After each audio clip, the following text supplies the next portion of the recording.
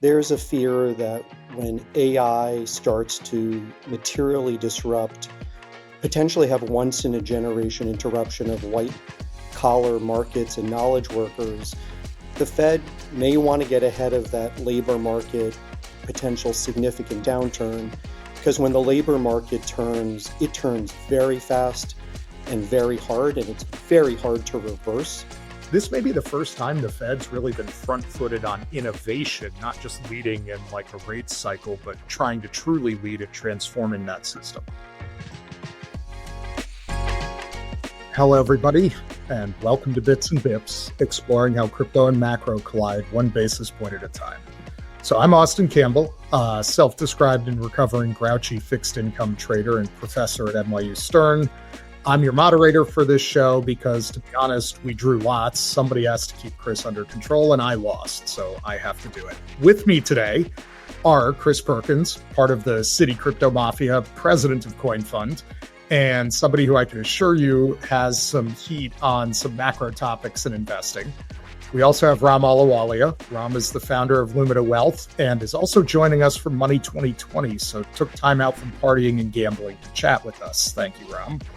And then finally, today, our guest, Joseph Chalom, the CEO of Sharplink, NASDAQ ticker SBET, the former head of digital asset strategy at BlackRock for 5 years with an over 20-year career at BlackRock, and friend of Chris Perkins, probably the most dangerous thing on the list that I've said.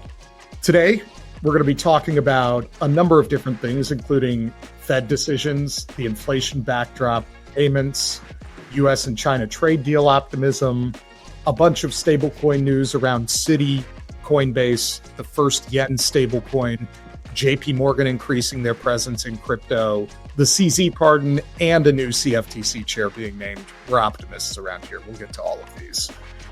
Hey everyone, just a quick note that after the Bits and Bips group chat, I interview Unchained executive editor Steve Ehrlich about 2 articles that he wrote for the Bits and Bips newsletter. One about how locked tokens are being put in DATs, thus giving the locked token holders early liquidity via shares in DATs. The other one is about how Bitcoin mining stocks are soaring, but it's not for the reason you think, and it might be bad for the Bitcoin mining industry in the US. So stick around after the group conversation to hear about these insights. And if you haven't yet subscribed to the Bits and Bips newsletter, be sure to do so. There's a link in the show notes. And now, on to the show. Binance is the world's #1 crypto exchange, trusted by over 290 million users.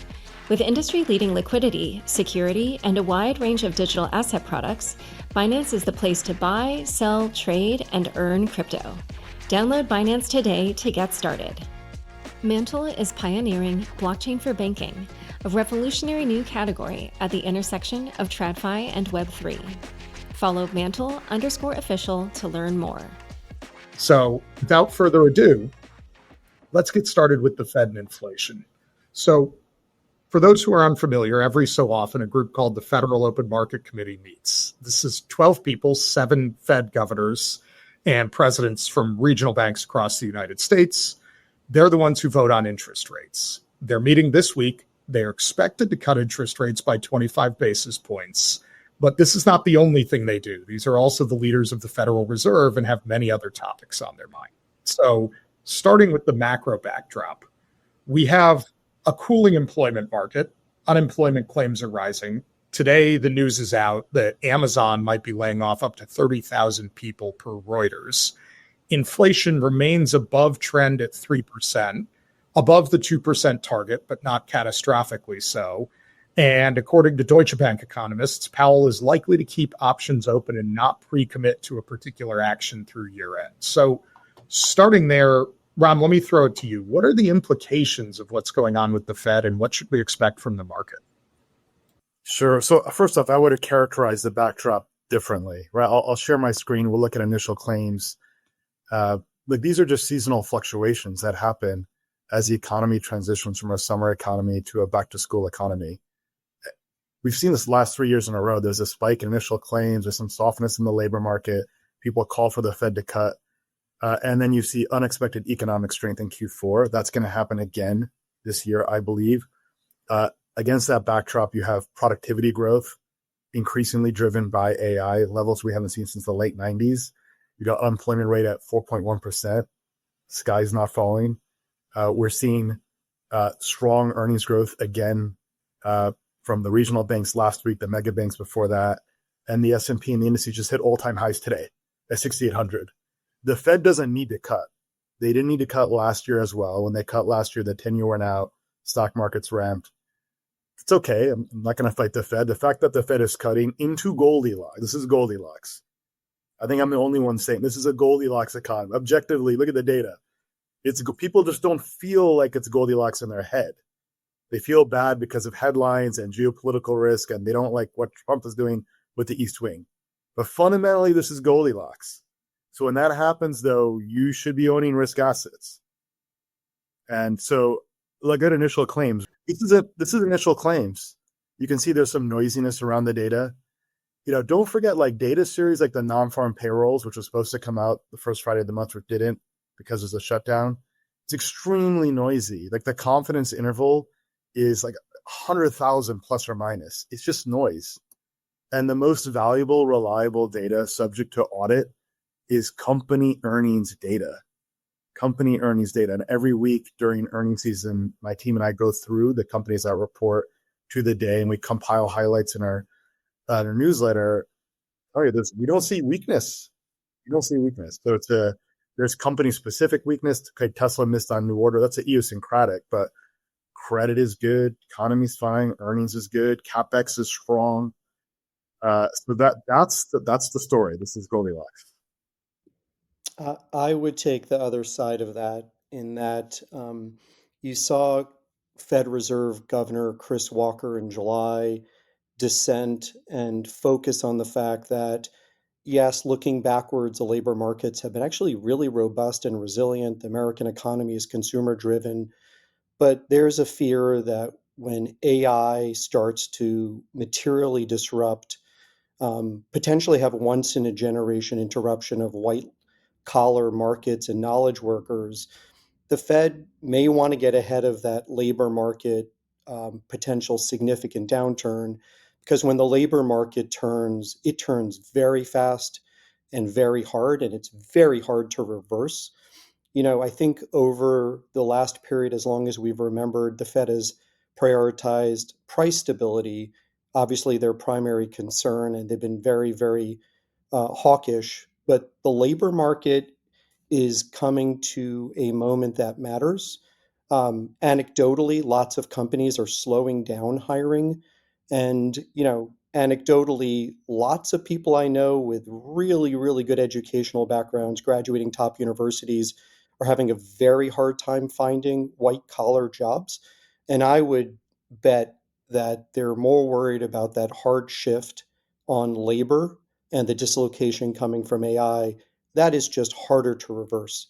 So while you look backwards, it's been Goldilocks. You can make an argument there's a labor demand cliff coming.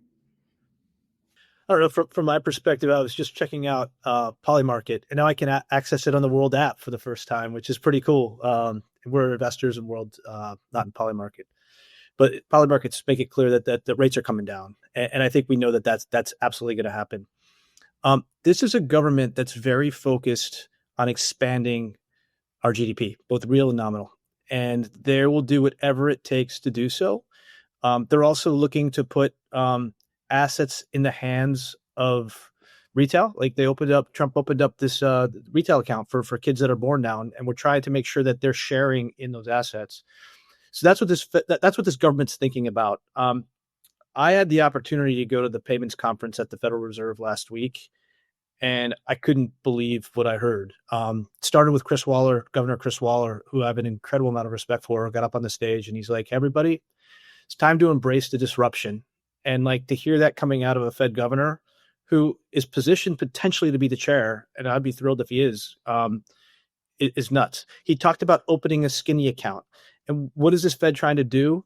They're trying to make sure that we lead, that we innovate. Stablecoins are everywhere. I sat next to him at a private lunch, and he's just like, I recognized the opportunity with stablecoins 4 years ago. No one was listening to me at the time. But now they're listening, and we're going to be all in on this. And so you have an entire government that's focusing on growing the pie, growing the GDP. I don't know if they're going to be successful or not. It feels like we're in a very good macro environment for asset prices, particularly in crypto going into the end of the year, because of the de-risking and the stimulus that they're looking to inject. I mean, I'll go a step further than Ram and jokingly call this the check market, which is to say you can kind of take whatever you want from the picture that's being painted right now. If you feel like there's room to cut, it's because of the employment story that Joseph just told and fears of disruption in this market due to AI displacing many forms of labor, and also maybe some of the impact around geopolitics. Like, certainly there's a narrative there. If you want to be hawkish, you've got inflation sort of above trend. And you're looking at that and saying, wait, we need to be concerned with that one. I think we need to be hiking. And so one of the things that I would expect is that it's going to take a dislocation in one of those two things to cause anybody currently at the Fed to change their mind as from where they currently hold it. So I think the current path of cutting will continue because the votes seem to be there for that. Ram, I agree with you. That's very good for risk assets right now in the current backdrop. But to me, the thing we're watching for to change this path is, does unemployment really crank up? Because that would be a sign that many of the hawks are going to flip. Or does inflation really crank up, which would be a sign that many of the doves are going to flip? But in the current state, I think we're just kind of living where we are. The thing to me that's news out of the Fed, and I'm going to pile on with Chris here. I was at the Chicago Federal Reserve Payments Symposium a little bit back, and the number one and number two topics of a symposium that historically has been around instant payments were stablecoins and AI, right? We were looking at a full-scale modernization, not just of U.S. banking rails, but an acknowledgement that the line between retail payments, business-to-business payments, settlement, and global money transfer is now blurring. And at the same time, a lot of both optimism and concerns about what AI is going to do. There was one presentation that was on screen that only afterwards was revealed that, no, that was entirely fake. This was completely AI generated. And even though the real person it was based on is sitting right there and it looks identical, none of that was real. So there are a lot of questions around how are we going to handle these things. I think, and Ram and Joseph, I'd be curious to hear your view. This may be the first time the Fed's really been front-footed on innovation, not just leading in like a rate cycle, but trying to truly lead at transforming that system. I 100% agree. I've never seen in my life a regulatory climate that's been this permissive and this constructive. Fed Governor Waller, to Chris's point, Fed Governor Bowman about a month or two ago, SEC Chair Paul Atkins. And you've got also, of course, Bessent leading the charge here. This is extraordinary. I mean, this is a bigger deal than Glass-Steagall. I was trying to think back in history, like when's the last time we saw something? This is a bigger deal than Glass-Steagall. And then before Glass-Steagall, well, you have to go back decades. It's actually been more regulation, not less, since then. So I agree. I'm not worried about this labor market dislocation. Labor market's clear in a competitive free market, open economy, and labor becomes more productive with AI. We're seeing that in measured higher productivity growth, and employers are going to hoard labor. They don't cut when their earnings are going up. They can actually make more money with talent when commingling that talent with labor. So this is a good story. Labor growth is slowing down because you have less immigration. That's it. So the supply of labor is going down. Therefore, you'll see job creation come in at a more measured pace. It's a normal thing. All right. So moving on to our next topic, to get to global money flows and modernization, the world's first yen stablecoin launches in Japan. So JPYC became the first fully backed stablecoin denominated in yen. It's backed by JGBs and domestic savings. The stated goal there is to issue 10 trillion yen, so roughly 66 billion in current numbers, over 3 years. No transaction fees initially. It's monetizing via the interest on the reserves. All three of Japan's mega banks appear to be jointly involved in the launch. The Bank of Japan is saying stablecoins could partially replace bank deposits and global payments on the back of this. But there, to be honest, is uncertainty around domestic adoption. Global use is definitely targeted for trade flows. And also, I want to say in particular, Congratulations to Naoto-san and the JFSA, as well as Ushida-san and the previous team. There are many people there who have been working on clearing the path for this for a long time. As Ram said earlier, it's a remarkable regulatory environment as we've turned the corner here. So I want to start with Joseph. I believe you have some views here. What do you think the impact of this is going to be? It's interesting. If you take a look back 6 months, the narrative coming from Washington and globally was the US was at risk of potentially losing its reserve dollar status. You had China and others threatening not to buy US treasuries. So clearly, Secretary Bessent, the Trump administration, believe that US dominance in crypto markets, US dominance in tokenized assets, if backed by US denominated stablecoins, is a double positive. One is you'll have more and more of the world's financial transactions, not just global trade, denominated in stablecoins like Tether, USDC, and others that are overwhelmingly USD based. But second, people forget every single stablecoin needs to be backed by a US Treasury. And if you look at the likes of Tether and Circle, I think collectively they're a top 15 creditor of the US government. So if you can believe that the world is tokenizing all financial assets, they're going to be paid for and transacted in stablecoins, which are US dollar denominated. And that creates massive demand for US treasuries. This is a win-win-win for the US. It's a win for Washington. And I just spent 3 weeks in Asia and the UK, and there's real fear that these local currencies are going to lose their vaulted status. So I'm not surprised that Japan is doing this. I am surprised that Europe and the UK seems to be very, very far behind in solving this. But smart move by the Japanese government. And I think there's enough global trade and enough intra-company trade in Japan to support this, what you call a $60 to $100 billion stablecoin effort. And I do think it'll be successful. I just think the US dominated stablecoins are going to actually bring the US dollar back to strong reserve status in global financial services. So this is a win for Washington, and you're going to see others trying to chip away and preserve their own reserve status. I'll chime in. Joseph, I agree with you. I think that stablecoins are going to, we've talked about this before, really extend US dollar reach. It's pretty ironic. Like when I was in Wall Street and I was running derivatives businesses, yen used to scare the bejesus out of me because I was uncollateralized for so long. I'd have to wait for the stuff to come in and settle. And I was like, gosh, if I could settle this stuff quick, where is the yen stablecoin? Because that is going to give me the most utility of anything. Because I would pay out, I'd be waiting because my client, of course, would make me just take that risk. And I hated that risk.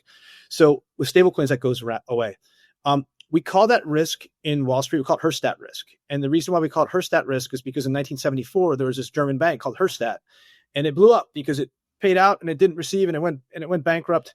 And it's ironic because after that, the BIS, which sets global capital rules for banks, they set up BCBS, which helped address that issue. And what the irony is that you have the BIS now that's been really anti-stablecoins, even though like these stablecoins are literally going to solve the problem that brought them into existence. We're going to eliminate settlement risk. So I'm excited about that. I'm even more excited about the FX markets. FX is a $7.5 trillion a day market. You can't trade FX if you only have dollars. Like this gets me super excited. I want to see that type of real-time trading. I think it's going to be great for the economy. It's going to be great for the Japanese.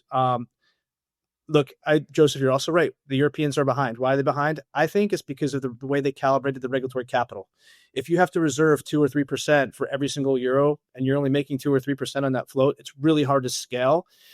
I think that jurisdiction is going to have to figure it out pretty quick.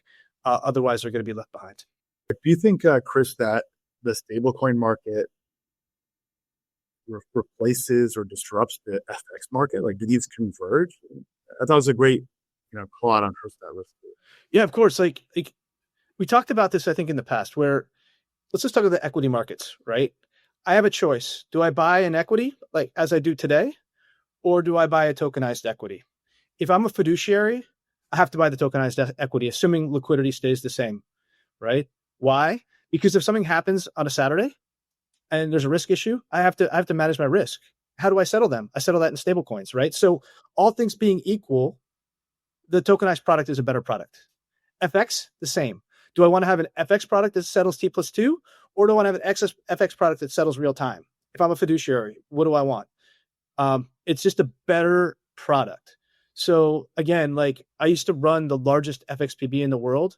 I was managing that Herstat risk, and people say, "Oh, CLS, we solved everything." CLS doesn't handle every currency. Austin's shaking his head. I want to hear his take, but these innovations drive better markets, and I'm sure the CEO of Sharplink is going to talk about where much of that, many of those stablecoins live today. But yeah, it's a better market. It's a better system. And like the fact that some regulators are pushing back, especially the guys sitting in their ivory tower, the BIS, saying this is going to be a problem.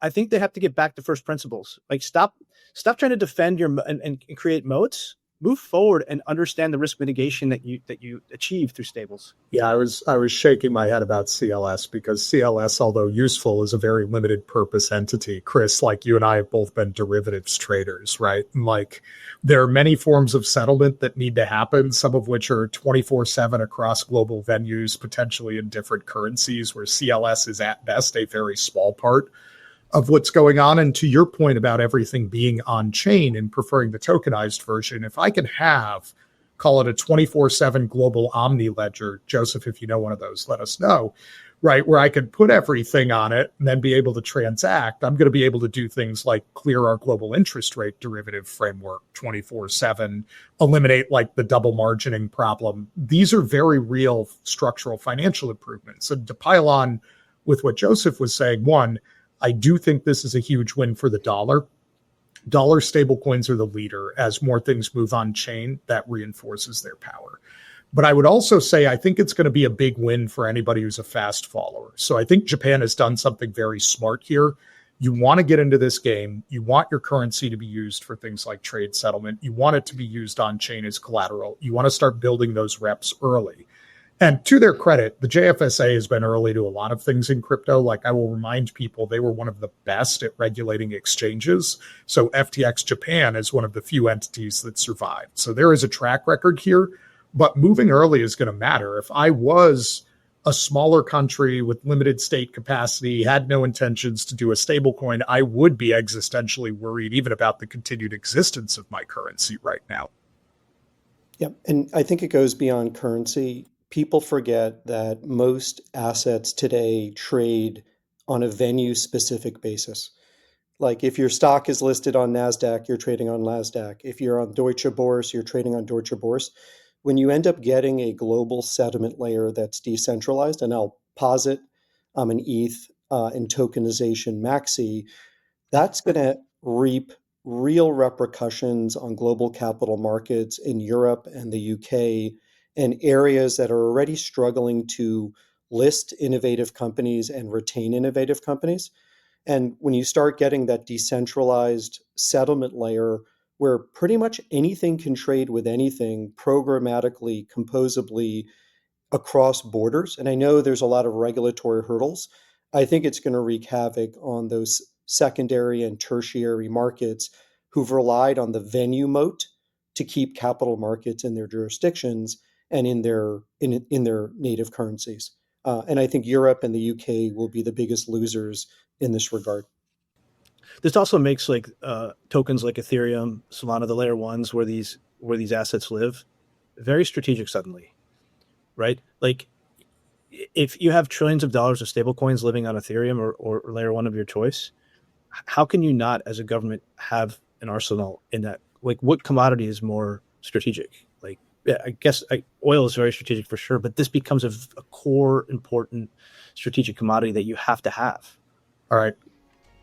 On that note, we do have to flip to an ad, but then we're going to come back and argue more about stablecoins.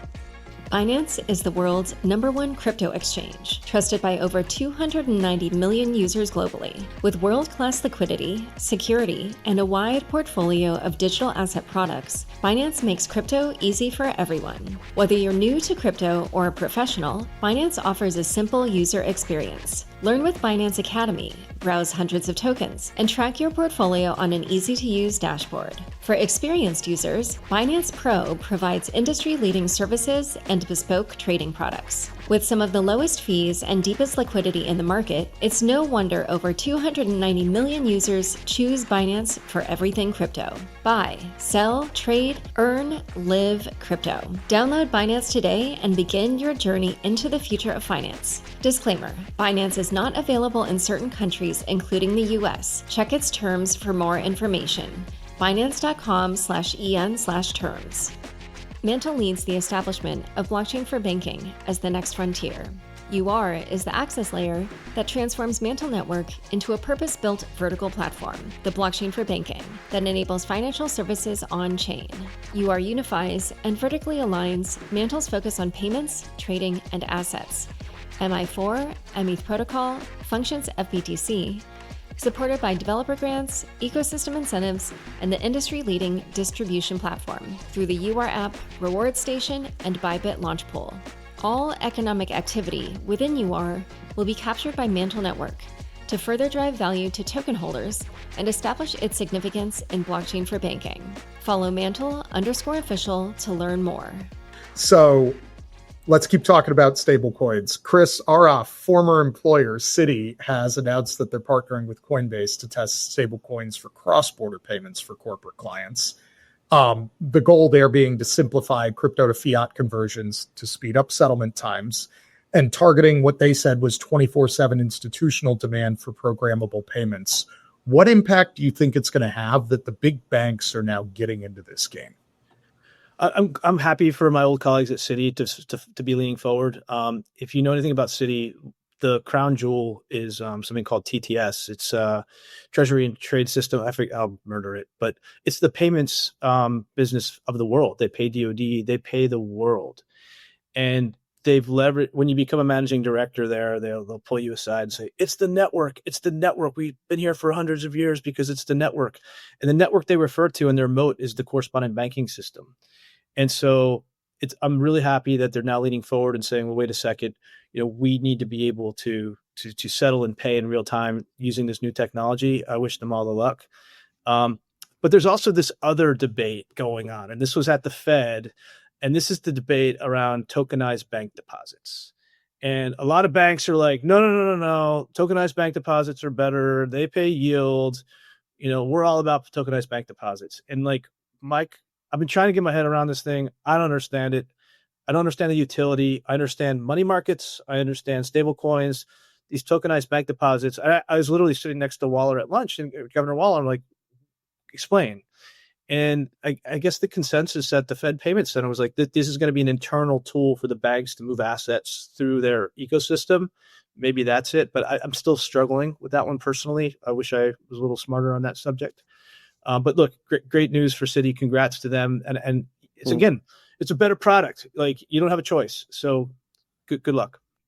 I think it is in sharp contrast with JPMorgan, who've really been leaning into those bank deposits. And Chris, they don't pay interest.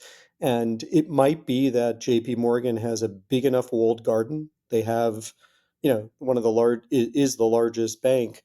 They believe crossing and moving across accounts and netting with tokenized deposits is better for them in the long run. Citi obviously is going in a different strategic direction, I think a more forward direction. So I do think it's worth contrasting with what you've seen at JPMorgan to date. But Ram, I think I might have interrupted you. No, I think that was great. Briefly, Citi invested in BVNK, which is a Stripe competitor focused on merchant acquiring.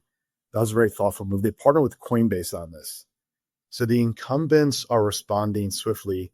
The CEO talked about the stablecoin initiative on the earnings call. This is a CEO-led objective. I wouldn't underestimate Citibank around this as much as I'd love to see them disrupted. Actually, I'm long Citi, have been for a while around this.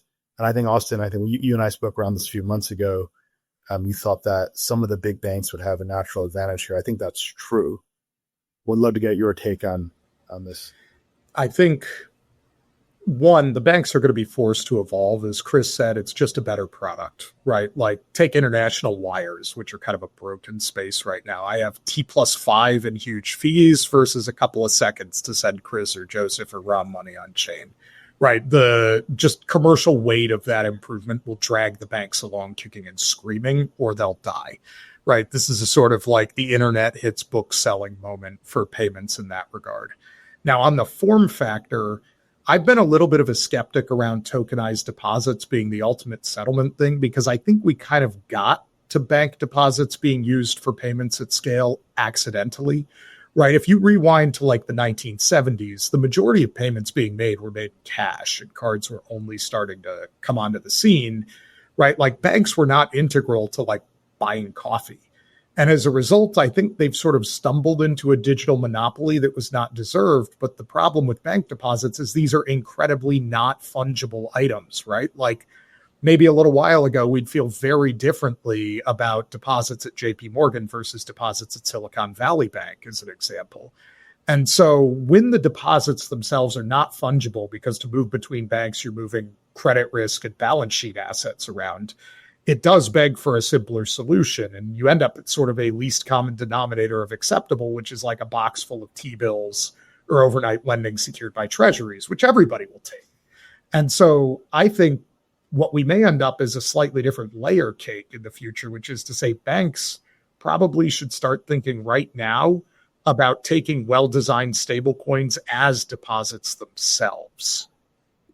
I think we've been speaking to the institutional and commercial side of these banks, but there's a massive generational shift where, especially outside the US, there are more and more young people who are about to inherit tens of trillions of dollars from our parents and from us, who are more likely, especially outside the US, to have a crypto wallet than they are to have a deposit checking account at Citibank. And I think on the retail side, you're going to see money movement almost entirely denominated in crypto to crypto wallet movement, instantaneous, low gas fees, easy to handle. I think we've been more focused on this idea of commercial and institutional banking. But I think on the retail side, you're going to see lots of people who've never walked into a bank, who may not even have an ATM. They get their credit relative to the collateral in their crypto wallet. And I think the crypto wallet is just going to end up being the form factor for how people store and move money on the retail side, especially outside the US and in developing countries. I mean, I'm going to pile in there and say I've got some students who have bank accounts who have never walked into a bank branch, Joseph, right? Like they've got SoFi or something like that, where everything was done online already. And like, if you ask them, their like personal nightmare is, what do you mean I have to go somewhere physically in person to do it? Like, this is great. I've got a phone right here. Right. And so I think this digital nativeness, right, of people who grew up with the technology, who are used to using it, who understand it, who trust it, not say the current 75-year-olds who are like, I don't know about this PayPal thing, I can't open the phone up and take the money out, is going to be a generational shift that forces people in this direction. I don't know if it's just stable coins. Like, honestly, I think for retail, obscuring the difference of what they're using and just making it easy is probably the winning play. But to your point, being interoperable with everything brings you there. There's a post-retail demographic that's coming on the scene too. It's called AI agents. I'm serious. Like, that's the next one after this, right? And like, you just saw a pretty interesting release with something called X402 standard that allows now agents to pay themselves micro payment to micro payment. So like, that's the other part of this economy that we're barely touching the surface, and there's innovations every single day. But I imagine at some point in our lifetimes, those micropayments are going to probably outpace the human ones that we're talking about. Yeah, Chris, I'm going to geek out here for your audience, Let's do it. which is read ERC 8004, this idea of trusted, trustless agents who understand boundaries and registries. I think it's going to be sooner than we all think that there's going to be some sort of digital wallet twin that understands our preferences, our risk tolerance, can help build portfolios for us, can help move money will just do payments for behind the scenes. And over time, I think that's going to start melding not only with your wallet, but your prediction markets. And I think there's a world that's coming much faster than we expect. And it's agentic money, a digital twin of your wallet. And I'm not exaggerating. I think most of us are going to have that in the second half of 2026. Somebody asked me a question today. How are they governed? How do we govern these agents? It's pretty tough because like we always talk in DeFi.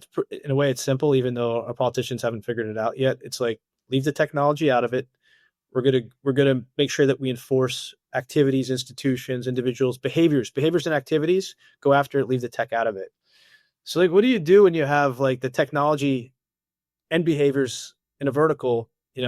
How do you govern it? Like, that's going to be, somebody asked me today, I didn't have a good answer. I think you're right on the mark, though, Chris, is you're going to see these agents. You're going to have the keep my fridge stocked agent, keep me fed agent. It goes and orders Uber Eats. It knows my calendar, which is another agent.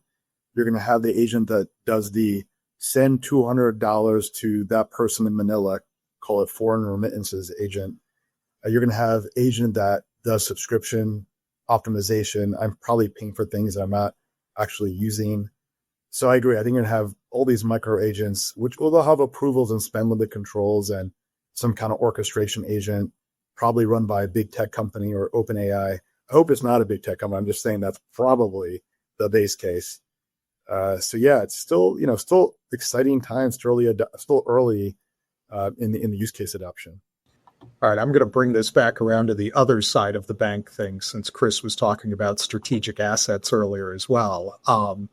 Chris, JPMorgan has stated that they're going to start accepting Bitcoin and ETH as loan collateral, allowing institutional clients to pledge them by the end of 2025. Sounds like they'll be using a third-party custodian to avoid directly handling the crypto, but it expands on some of the prior moves to accept crypto-linked ETFs as collateral and JPMorgan's own efforts in the payments space. This is something of a symbolic shift. As we all know, Jamie Dimon has been one of the biggest Bitcoin haters out there, but now his firm is starting to operate in this space. So, Chris, how real is this? And then, Joseph, I want to hear from you. What do you think the implications are of adding ETH to that list as well? I really want to hear from Joseph. I mean, borrow lend seems to be like one of the first ports of call for like utility and really unlocking, the value of these assets. Like we know that crypto, it's private property in the internet for the first time. It has value. How do you unlock that value? By borrowing and loaning against it, right? It's a super important, just table stakes, foundational layer of finance. We saw, I think Cantor Fitzgerald's been jumping into it. They were early. The fact that a prudentially regulated bank is now saying, wait a second, we're going to do this as well. It really caught my attention because when I was in the bank, like we have these like regulatory capital rules where they treat different assets differently. And it's really nerdy stuff, but like you could barely start any business, even if you wanted to with crypto, because you had to hold like almost 100% capital against it. It's really hard to make a profitable business. And so like my question is are things changing? Because I haven't heard that. And then number two, if you're a DAT guy, like Joseph, right now you have an equity. The equity rules are much more favorable when it comes to borrow lend than the native rules. So like, as I start thinking about the potential of DATs like SBET, I mean, to me, this is like, wow, this is just so much more utility than some of the native assets. But I'm really curious to hear what Joseph has to say. Yeah, I think this is a watershed moment. What's interesting is for at least the last 5 years, banks have not been able to touch Bitcoin or ETH. But what they've been doing is market making. The ETFs that we launched at BlackRock and Franklin Templeton and Fidelity, they've been in this room. They just haven't been able to touch it. I think it's a major signal for both Bitcoin and ETH. I think it's legitimizing them, and I think there's an investment thesis for people to have it in their portfolios. There's a reason why Sharplink, we're the second largest ETH DAT, has gathered basically over the summer 3.5 billion of ETH, as basically the highest powered money for the next generation of finance. And I'm talking about supporting trillions of stablecoins, RWA, which is at the early stage. But I think the second message here is that everyone in crypto is looking for growth. And I think this decision plus the wipeout in the perps market is basically going to start really differentiating between quality growth assets and non-quality growth assets. And you have this DAT phenomenon where basically Bitcoin, ETH, and Solana are probably 99.9% of all DAT assets because they have the most utility and the most promise. But I do think this is going to be a further differentiation between quality crypto assets, which have a use case, a business model, a mega theme, and those that just basically are being used for either trading purposes or speculation purposes. And I think this is another watershed moment. I would just remind people that on October 14th, when BlackRock was issuing its earnings, Larry made a statement, and he did in his annual letter last year, that all assets will be tokenized. Most of it is happening on Ethereum, over 80%. And to date, there's only been about 30 billion of tokenized assets, and this has been happening over 7-8 years. Wait till you see the largest financial firms in the world not only tokenize all equities, but tokenize the largest ETFs. You're going to see a boom for ETH and the Ethereum network. And that's why we're very bullish in gathering as much of this as we can at its current prices. But I think you're going to see a massive differentiation between stablecoins, Bitcoin, and ETH, and everything else. Yeah, no, I'll add to that. I agree. It's a watershed moment. You have a couple $1 trillion that's now eligible for bank financing.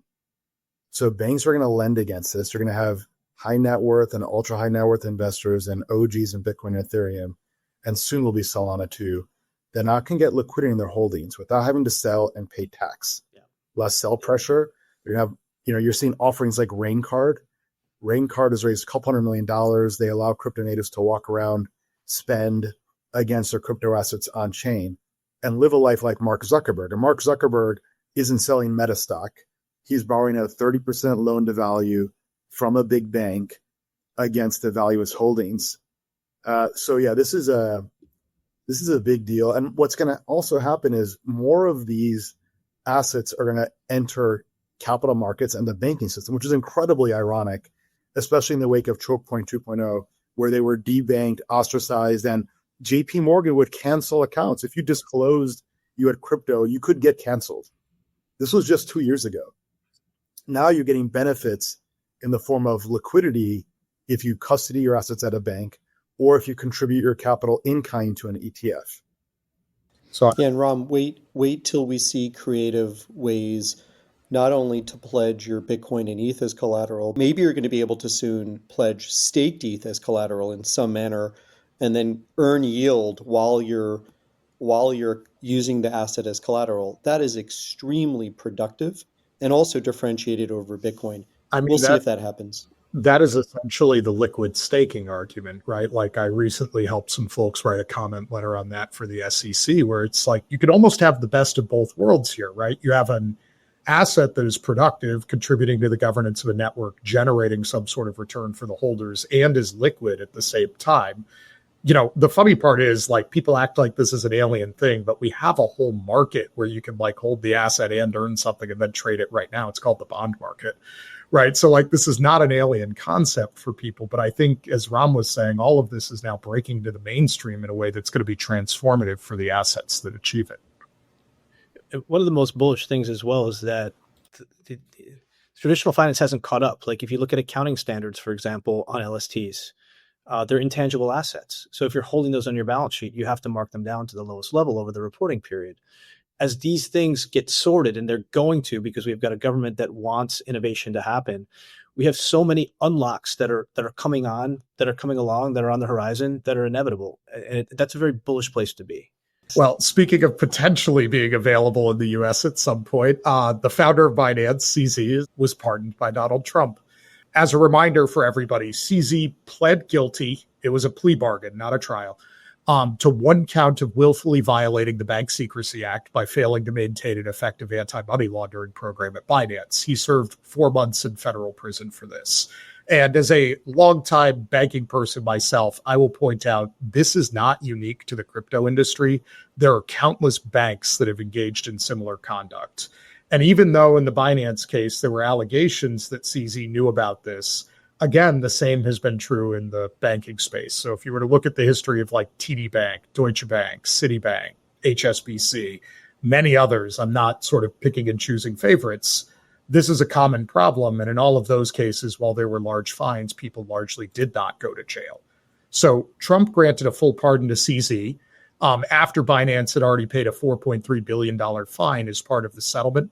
The White House framed the pardon as support for crypto innovation and stated that CZ had been unfairly targeted.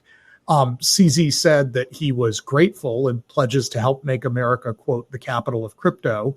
The critics on the left would say this points to a possible conflict of interest given Binance's ties to some Trump-linked projects. But I want to start with, what do we make of this? What do we think of CZ's pardon? What does it augur for Binance and the regulatory landscape? Look, I think a lot of people misread CZ. I know I did, and I think now he will go down in history as one of the most incredible fintech entrepreneurs of all time. And somehow he's not on the Forbes list, which makes no sense. He should be like top 10. He owns one of the most valuable exchanges globally. I think you actually hit the nail on the head, Austin. There's a disparate treatment here between him and what others did. Now, there was an early exchange that was founded by these Microsoft dropouts, and they were bigger than Coinbase back in the day. I'm trying to remember the name of it. But they also had BSA, AML infractions. They just shut down due to that. So I think in the case of CZ, was the case with those entrepreneurs too, they were focused on building a business and just did not understand the compliance obligations that go with launching a business that moves money and touches the banking system. I think there's an interesting question around, is there a political angle here? Was there any donation made? We got to ask ourselves that question, right? Is there any potential link between the World Liberty Financial stablecoin and CZ and Binance? Binance is the best exchange for distribution, but they already have their own native stablecoin. Will we see an announcement there? If we did, that would look a bit funny, right? But I don't know, Austin, what's your take on this? Do you think there's a political angle or? Well, I'll pause you to say Binance no longer has their own stablecoin as the guy who used to manage the reserve for that before it was shut down. DFS put an end to that. Yeah, which, I'll maintain, by the way, that was an own goal, both politically and like a geopolitical level for the United States. Joseph was talking earlier about the importance of stablecoins for the dollar. And here we had one of the fastest growing stablecoins onshore. It was a top 3 stablecoin. It was in New York. It had reserves that were fully sufficient, fully disclosed. By the way, I know this because I was managing them. And then when they had to liquidate it, they took it from 23.5 billion to 0. And it did absolutely nothing to the market. And everybody got their money back, right? Like, we had it. And probably the biggest beneficiary of shutting that down is Tether, right? Which is offshore and not nearly as transparent. So I think that was a huge mistake. And then it just leads to this overwhelming sort of pressure by, at the time, the Biden administration on crypto in ways that were fundamentally unfair. Like, I've been critical of CZ's pardon, not because I think CZ shouldn't have been pardoned, but because I kind of think it's a half measure without stepping back and asking, why are we doing this disparate treatment thing? Like, what is going on with the Bank Secrecy Act that it's okay for HSBC to launder tens of billions of dollars for the cartels? And if you read that case, there were allegations like literally having boxes specifically made for the exact size of the teller windows to like shoot them through there, right? Nobody raising red flags about this. Nobody went to jail. But of course, in crypto, you go to jail. I think there needs to be bigger and deeper reform to prevent these issues. And also, Ram, to your point, when people are starting up a business, helping to educate them and get them up to speed on what is going on with anti-money laundering compliance and why that matters, rather than just chopping people's head off with an axe immediately. Right. No, so the coin they had was Binance USD was shut down under Choke Point 2.0 with Paxos. That gap is still there. Couldn't they do a deal with World Liberty Financial, let's say? I will That's speak right. here on this one and say I'm not sure Binance wants a single specific stable coin going forward. They may now see that as a single point of failure problem. And this is an own goal geopolitically by the US. We could have had a US stable coin on there. Joseph, you've been trying to butt in. I'm sorry. No, I'm less focused on the pardon angle as I am on the implications, which is I would anticipate weakly held opinion that in the first half of next year, you're going to see Binance US reinvigorate. My sense is you're going to get a lot of advertising on this podcast, and it'll no longer have the disclaimer not available in all jurisdictions. The real interesting thing is, will they find some way to link the order books? Because the order book overseas dwarfs anything you would see in a US crypto exchange. And if they're able to find ways to link order books legitimately, I'm not suggesting they would do it illegitimately, you're going to see a lot of pressure on US and other crypto exchanges who've had that regulatory moat and barrier. And I would anticipate they will be very aggressive to take advantage of this pardon and the clean slate. It's harder to do when you start seeing turnover at the SEC and CFTC later in an administration. I would assume they're going to be extremely aggressive. And I think that'll put a lot of pressure on other participants here. Yeah, I guess I'll just chime in. So I think it's really important to distinguish CeFi from DeFi. The DeFi argument is completely different. This is technology, and it's the way people use it that needs to be regulated. Binance is a CeFi. It's a centralized entity, and it really should be following the laws that apply to it. Full stop. Austin, love your take. The thing that really got me back in the day was when I saw that, I think it was a CFTC court document that said, hey, you could barely even, buy an AK-47 with that $600 or whatever it was. Like, that set me off like to the moon. I got so angry because I was in Iraq and I was on the receiving end of those AK-47s, and it's not fun. And it's like totally inexcusable to have that type of approach. When you have buddies who were killed next to you, like that is no bueno. And so, long story short, we go back to 2004, we didn't even have crypto. It wasn't going to be invented for another 4 or 5 years. So, then you start thinking and you're like, wait a second, before I joined crypto full time, I really had to come to Jesus with myself. And I'm like, listen, I cannot be involved in any kind of money laundering. It's so core to what I think about. I went into the OFAC website. I looked at every single fine. And to your point, Austin, it was all banks. And I'm like, what is going on here? So like, we really got to step back. This is much bigger. We have much bigger issues than going after a CEO. And like, why aren't the other CEOs thrown in jail? Double standard for sure. Yeah, I would say in many ways, I regard Binance as a symptom of the problem rather than the problem itself, if we're thinking about what's going on. And by the way, back to the value of a blockchain, like, consider how compliance works in the traditional financial system, right? Like, let's say Ram owns a bank and he's got a bunch of customers and he's trying to figure out, can I do business with these customers? Well, what he's got available to him is basically the information those customers have given him, what he can verify in government records and other sources like that, and then the transaction data that he's got.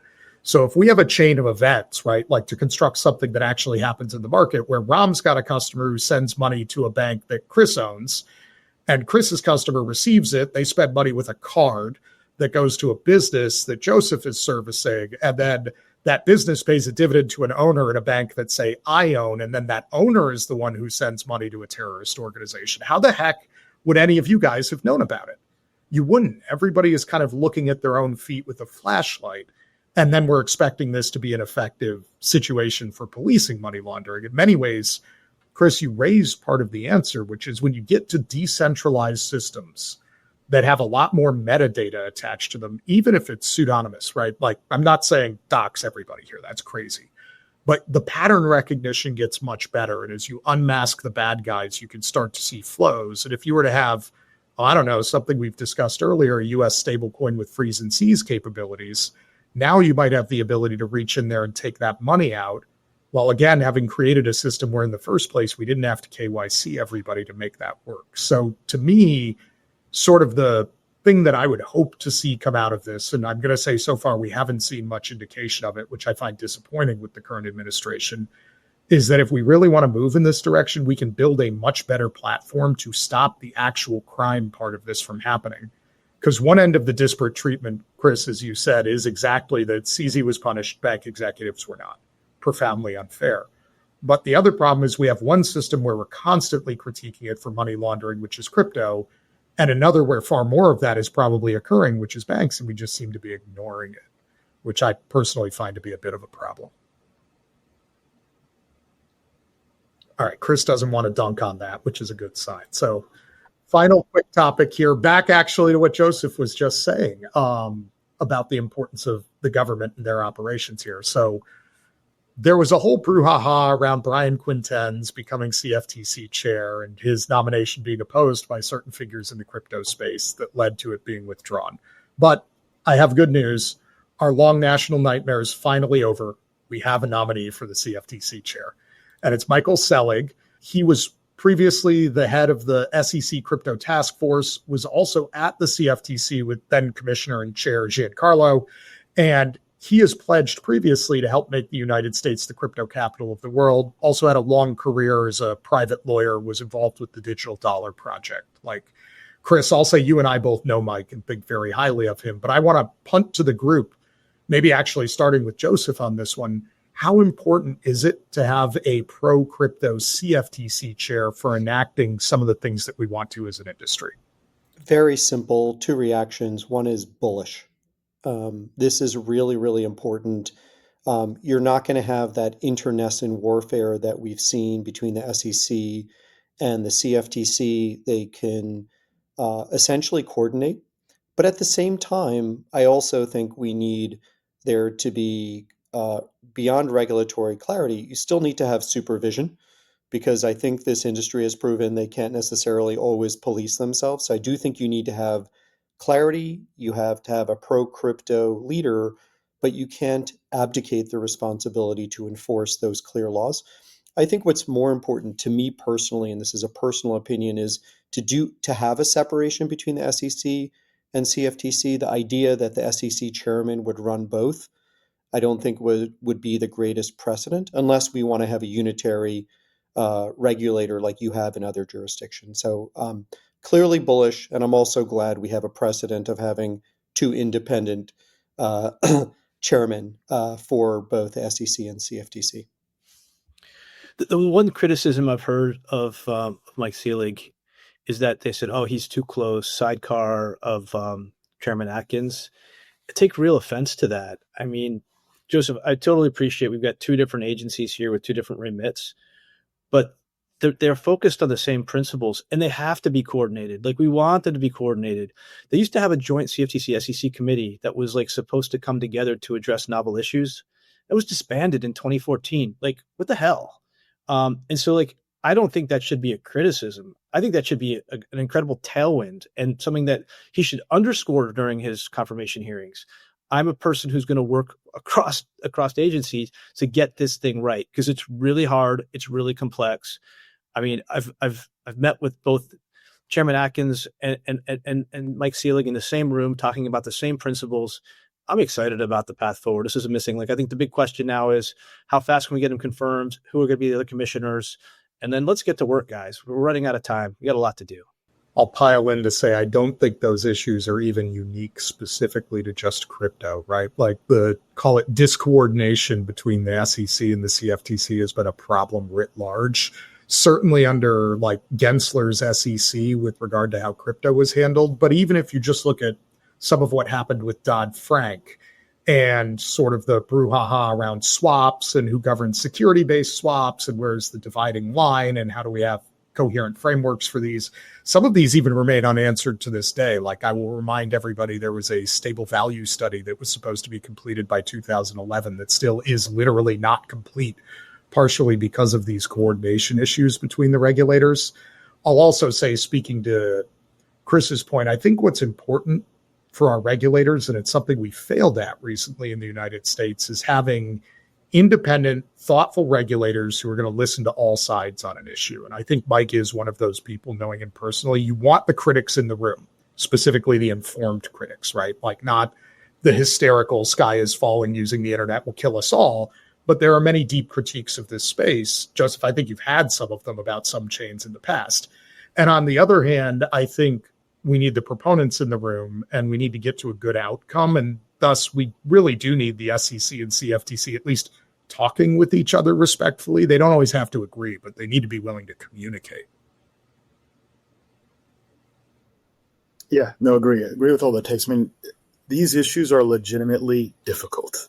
How do you classify these assets? What's the taxonomy? They have traits sometimes of derivatives or securities. Ultimately, you need congressional action. And we have that coming also with Clarity Act. So I think the backdrop, back to where we started, is very constructive. I'll believe it when I see it on the Clarity Act. I hope you're right. Yeah, I think going back to Dodd-Frank, that's going to be incredibly difficult to get all of that right in one shot. But one, hopefully perfect is not the enemy of good. And two, if you can't do the whole thing, guys, there is the whole idea of breaking it up into parts and passing each one.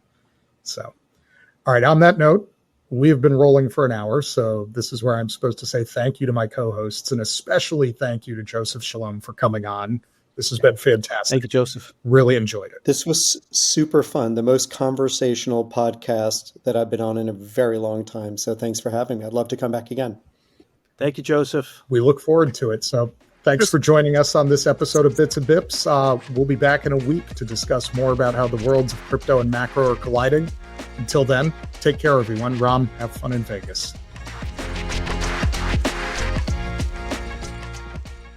Hi, everyone. I'm here with Unchained Executive Editor Steve Ehrlich. Welcome, Steve. Hey, Laura. You wrote a really interesting article recently about how DATs are using locked tokens in what I will just call creative ways. Why don't we first start with, what are some of the common misperceptions about locked tokens? Yeah, so this was an important place to start the story because one of the things that we both know is that in crypto, they try to sort of appropriate TradFi terms to make the industry seem more decipherable to people. And oftentimes, I've seen this over years and years, and I'm sure you have too, Laura. The terms locked tokens and vested tokens or vesting become conflated to the extent that most people use them as synonyms. But that's very much not the case. Anyone that's ever held stock options in perhaps a private like venture-backed company knows exactly what vesting means. Typically, it means you get a certain allotment of shares, often with a 1-year cliff, and then perhaps quarterly or monthly vesting through 4 or 5 years. And the key part here is that with options perhaps that are going to vest, they can be forfeited. They can be forfeited if you leave the company of your own volition. They can be forfeited if you're terminated, either for a cause or just downsizing that has nothing to do with your actual cause, nothing to do with your actual performance at work. Locked tokens, what I learned in the course of this reporting, and it was kind of a suspicion I had as I went about the story, is that they can mean a lot of different things. And it really just depends on the person that you're asking.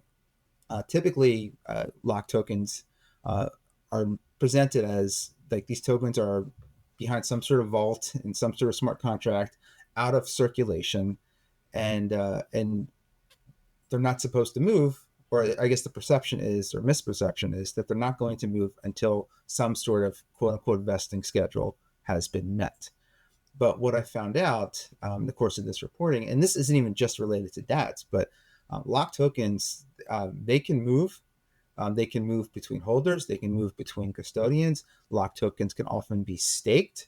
And really, it seems like the only common denominator between all the different ways of using locked tokens is that they don't enter sort of circulation to the extent that you can buy them on spot markets.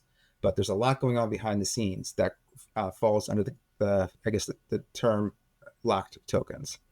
So what did you find out about how DATs are using locked tokens?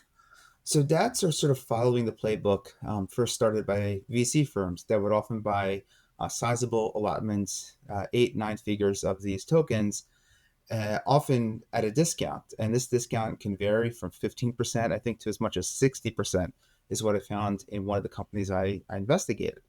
And obviously that can be very profitable for these firms because they're buying at a discount. And then because of a lot of the hype surrounding that, especially in the late spring, early summer, they still traded at a premium despite what could have been, despite a potential illiquidity discount that was applied to the purchases. Investors in the actual stocks seemed to ignore it. That was all part of the hype. But then what really was, I guess, doubly beneficial for these companies is that not only were they buying the locked tokens, they were able to get those tokens and then issue shares that would become liquid much sooner than the tokens, that then they could be sold on the public markets. So they got the benefit of buying in bulk at a discount, but then were able to basically sell the shares at a premium that were backed by locked tokens to retail investors. So it's a really terrific way to juice earnings if you're able to buy at sizable discounts in bulk, but retail investors don't seem to care about that when they're pricing these assets. Actually, there was so I understand what you're saying, but also I thought that another group that was benefiting is the insiders who, like, if they had been allocated locked tokens, then they put them in this DAT, and then they get liquid shares back that are trading at higher, MNAV than one, and then they can get liquidity faster and also, at like a much higher valuation. Is that? Yeah, that's true. I mean, that's part two, because with some of the companies that I looked at for the story, I mean, I looked at SWE Group, which partnered with the SWE Foundation. I looked at Stablecoin X, which partnered with the Athena Foundation. I mean, there's others too. They partnered with the issuers or the insiders of these tokens. And when those foundations, they put those locked tokens into the exchanges, they then would get liquid shares back. I mean, SWE Group, for instance, they, in the SEC filings, in the 8K, when all this was announced, there was language to the effect that tokens put into the DAT were going to be locked for 2 years from, I guess, the finalization of the business combination agreement. And to me, that immediately led to some questions, because clearly they're changing whatever lock schedule was prior to these tokens if they're going to say there's going to be a new locked schedule from here on out. Then what I also saw in the filings is that many of those shares backed by the locked tokens and the tokens will be locked for about 2 years, will become unlocked after 1 year, some as early as 6 months. So that's clearly benefiting some of these insiders. Those aren't even the most egregious examples. I mean, I wrote a story a few weeks ago about an AI-focused blockchain called Zero Gravity.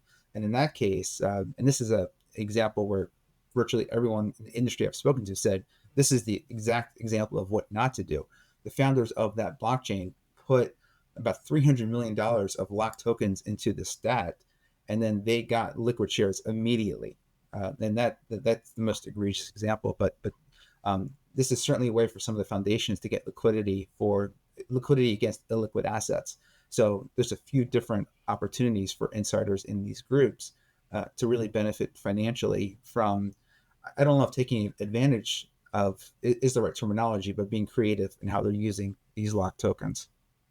And you mentioned SWE Group and Stablecoin X. And as you also said, there are other companies that are doing this. These are just the ones that you happen to write about in the article. How did they respond when you asked them, questions about what they were doing here? So it's funny. Both Stablecoin X and SWE Group, their rationale basically was, well, we looked at what everyone else was doing, and we're the most conservative. Or this is, or something to the effect of, this is within market trends. It wasn't necessarily like, well, actually, to be fair, I mean, Stablecoin X, they gave me a bit of a longer explanation, and they also said that, like, look, for some of these tokens, if there's not enough liquidity, that can lead to jarring price movements up or down, and they want to try to smooth the market, seed it with enough liquidity, almost like a market maker to an extent. I'll leave it to people reading the story and listening to this interview to judge for themselves if they think that's a good enough reason. But it was funny. When I spoke to people, they basically said, well, we're not being as egregious as everybody else. That was primarily the rationale. So, I mean, that's kind of what I heard. I mean, there's nothing ostensibly illegal about this from what I can tell. It's just, again, being very creative, and there's lots of information like this hidden in SEC filings when it comes to these tokens. And it comes down sometimes to the information asymmetries between the insiders who are putting all these deals together and then the retail investors that either don't have the time or don't have or just don't know where to look to find out this information, and it's important for people to have. So that's why we write about it. Yeah, one other piece of it that I thought about was that by those insiders who had initially been allocated the lock tokens, by them getting liquidity via the DAT shares, they sort of, you could say, they're kind of like cashing out early, and it might decrease their incentive to keep working on the project and to like it's almost like their incentives are no longer as aligned with the community. So that was like another kind of downside that I thought about. Yeah, absolutely. I mean, there's a reason why there's vesting schedules for key executives in venture-backed startups. I mean, you want to keep them incentivized to work over a long period of time. And the same goes for token foundations and blockchain foundations. You want key people there. Long-term interest alignment is critical. So if there are opportunities for early exits, sometimes they can be very difficult to say no to, depending on someone's financial circumstances, etc. Yeah. Okay. Well, that was super interesting. Thanks so much for sharing about your story. Yeah. Thanks, Laura. Steve, you wrote an article for the Bits and Bips newsletter on how Bitcoin mining stocks are soaring. But this may not actually portend good news for the Bitcoin mining industry, particularly in the US. What did you find with your article? So this was actually a fun one to write because Bitcoin mining stocks and Bitcoin miners in general, they have a soft spot in my heart. I mean, they're sort of the unsung workhorses of the entire industry. Bitcoin doesn't exist if there's no miners. Yet they continue to play second fiddle, or have continued to play second fiddle, to the ETF issuers, to the DATs, to strategy for years and years and years, because of just some very challenging economics that they face. Hash rate continues to go up. They have to keep raising money to spend 8, 9, sometimes 10 figures to buy new miners every couple of years in order to sort of maintain parity with this computational arms race to mine Bitcoin. But they've caught a big break. They are right now smack in the middle of I guess the AI craze, the AI bubble, depending on how you want to see it. And in a world where right now Sam Altman and Larry Ellison and all the like are scouring the globe to try to find ways to increase data center capacity to run all of these LLMs, Bitcoin miners offer one of the few plations, or one of the few opportunities to have like turnkey facilities to immediately increase scale. So I spoke with John Todaro, a managing director at Needham & Company, an investment bank, about how sort of the equities analyst world is now re-rating or completely changing the way that they're looking at Bitcoin mining stocks. And basically what he told me is that Bitcoin mining stocks now are not even thought to be, or they're not being judged as mining stocks anymore. They are being rated as HPC, high performance computing type stocks, like these special cloud providers that can support LLMs. And what we're seeing is a dramatic change in the fortunes of the stocks, which have just been soaring over the last few months, while Bitcoin kind of languishes, goes down a little bit, and that companies are crashing. So this is a really important moment for Bitcoin mining stocks, and for them, for their shareholders, it's a very welcome change after a couple of years of having to sort of explain themselves a little bit.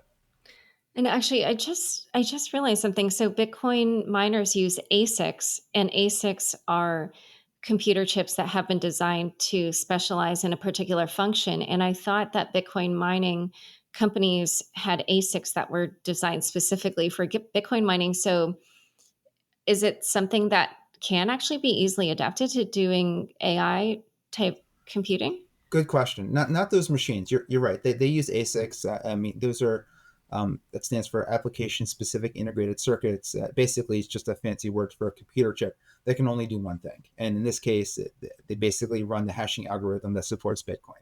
So those machines can't really be repurposed for anything else. Some other proof of work algorithms that might use GPUs, those could be repurposed a little bit, but the Bitcoin ones can't. But what these companies really want They want the power capacity, they want the rack space, they want the infrastructure. They will help pay for bringing in the NVIDIA chips and all the other actual hardware needed to make this happen.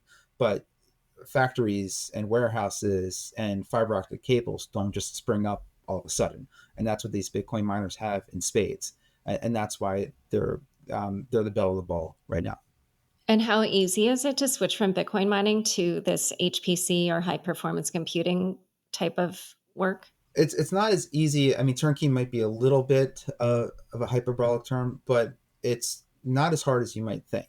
There is investment that has to go into this because HPC computing is much more resource intensive than even Bitcoin. I mean, sometimes it can cost 20 times as much money to create a HPC type facility as opposed to Bitcoin mining one. But the trade-off is that unlike Bitcoin mining, where you don't know how many blocks you're going to mine in a particular quarter, it's a rat race and you never know what's going to happen. You can sign these 10 or 15-year contracts where you kind of have guaranteed revenue. I mean, you're seeing this with Core Scientific and CoreWeave. So these companies now know that they don't have to play a guessing game. They don't have to hedge. They know what's going to come as long as they meet their obligations. But the flip side of this means that once these Bitcoin miners make the decision to really turn into HPC, and at this point, John Todaro, who I spoke with for the article, told me that among all the major public Bitcoin miners, the Marathons, the Riots, the CleanSparks, Hut 8, TeraWolf, Iris, etc., there's not a single one that's a pure play Bitcoin miner anymore. And there were even a few a couple of months ago. Because of the long duration of these contracts, there is no, basically those facilities will not be able to turn back to Bitcoin, even if they wanted to, for a decade and a half at least. And that means that this is a major sea change in how these companies are going to operate, because there is the risk. I mean, we've all heard about the AI bubble. There's so much money, I mean, trillions of dollars potentially being raised to build infrastructure. And a lot of companies that are using AI haven't quite figured out how to implement them into their businesses across any industry profitably. I mean, even we're experimenting with certain AI research tools and stuff. So there's a lot of checks being written. They're going to have to be cashed in the coming years. And if, for instance, the AI bubble pops, some of these Bitcoin miners, they certainly could be left holding the bag and having these big infrastructure outlays where they have to raise debt, they have to do other things to get the money, and they may not be able. They may struggle on the back end of some of these deals. That's the risk. But right now, there's tremendous opportunity for them. Okay. And so, you said in your article that you feel like this could either send Bitcoin mining out of the US or just, hurt the Bitcoin mining industry in the US. But why is this in the US in particular? Why isn't this affecting the entire industry, even in other geographies? So it comes down to sort of the infrastructure that already exists in the US. Like we have these facilities, we have fiber optic cable laid throughout the entire country. So it's much easier to convert those facilities into HPC like cloud facilities than because it's much easier to turn those things into HPC facilities than building it somewhere else around the world. Bitcoin mining, in a way, it's almost like water going through cracks or a river that finds its way alongside certain debris in a stream. Like Bitcoin mining is something that doesn't need necessarily the same types of resources. I mean, still heavy ones, but it doesn't need the same type of fiber optic cable and all types of other things like this. So basically what Mr. Todaro told me is that Bitcoin mining is going to continue to move elsewhere around the world where there's cheap power sources, but maybe not this very high tech infrastructure that HPC computing really needs. So the implication for all of this is that Bitcoin mining, which I think about 15 to 20% of the global hash rate exists in the US, that might fall a little bit, which is a little ironic given that President Trump back in July said, maybe a little tongue-in-cheek, that he wanted all remaining Bitcoin to be mined in the United States, and his two eldest sons are involved in a Bitcoin mining company in the United States. But it certainly seems that the U.S. percentage of global hash rate could drop as Bitcoin mining becomes a little bit more distributed around the globe, and these facilities in the U.S., which can be more easily converted into HPC, they take that step because it just makes more financial sense for companies to do that. And basically, like the big picture takeaways here are, I mean, one, as I said before, if the AI bubble bursts and these Bitcoin mining companies have taken on billions in debt, or have gotten over their skis a little bit, that could lead to financial problems a few years down the line. But then basically what's likely to happen is some sort of new equilibrium is going to be created between HPC computing and Bitcoin mining, which is not necessarily a bad thing. And I don't expect hash rate to go down at all. I mean, maybe Bitcoin mining becomes a little more concentrated, or maybe becomes a little less concentrated. We'll have to see what that happens. We'll have to see how that all shakes out.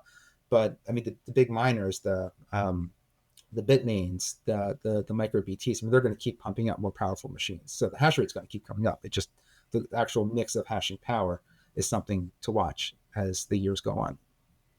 Okay. All right. Well, super interesting article. Thanks so much for sharing, Steve. Yeah. Thanks, Laura.